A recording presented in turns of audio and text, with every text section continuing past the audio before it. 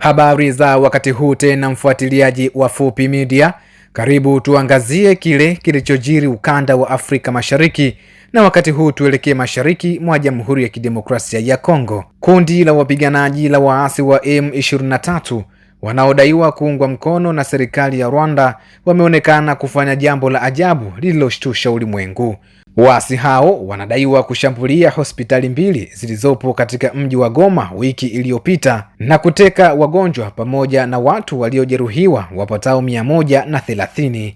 Msemaji wa ofisi ya haki za binadamu ya Umoja wa Mataifa, Ravina Shamdasani, amesema kwamba waasi hao wa M23 walishambulia hospitali ya CBCA Ndosho na Hill Africa usiku wa Februari 28 na kuteka wagonjwa wapatao 116 na wengine 15. Hata hivyo, wagonjwa hao waliotekwa na waasi wa M23 wanashukiwa kuwa ni wanajeshi wa jeshi la Jamhuri ya Kidemokrasia ya Kongo na wapiganaji wanaoiunga mkono serikali ya Jamhuri ya Demokrasia ya Kongo wanaofahamika kwa jina la Wazalendo. Inasikitisha sana kwamba M23 inawanyakua wagonjwa katika vitanda vya hospitali na kuwapeleka katika maeneo yasiyojulikana, alisema Shamdasani. Wasemaji wa kundi hilo la M23 walipoulizwa kuhusu tukio hilo la utekaji na shirika la habari la Reuters hawakujibu chochote kuhusu hilo. Waasi hao bado wanaendelea na mapambano dhidi ya vikosi vya serikali na mpaka sasa wanadhibiti baadhi ya maeneo ukiwemo mji wa Goma na sehemu zenye madini. Mpaka sasa ni takriban watu 7,000 wameuawa na wengine karibu nusu milioni wameyahama makazi yao kufuatia vita vinavyoendelea mashariki ya Kongo kati ya waasi wa M23 na jeshi la serikali ya Jamhuri ya Kidemokrasia ya Kongo.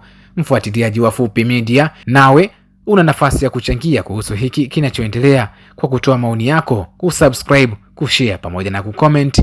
Mimi ni Ramadhani Fupi.